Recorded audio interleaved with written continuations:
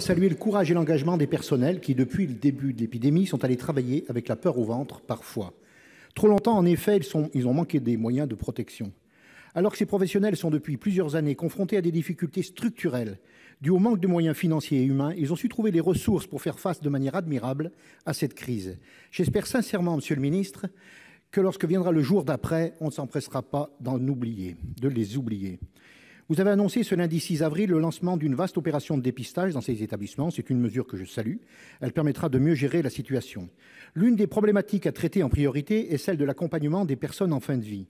Je reprendrai les mots du psychiatre Michel Debout, professeur émérite de médecine légale, qui explique que la présence des membres de la famille dans les derniers instants d'un proche est tout à la fois la condition psychologique, affective et émotionnelle pour permettre à la personne âgée de mourir dans la sérénité et la condition pour la famille de ne pas ressentir qu'elle a abandonné une dernière fois son parent.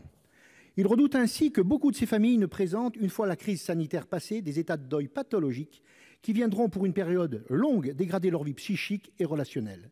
Se pose de la même manière la question de la prise en charge des soignants qui, au lendemain de la crise, auront de la peine à être pris en charge. Je voudrais aussi dire un mot des agents des services mortuaires, dernier maillon de la chaîne du soin.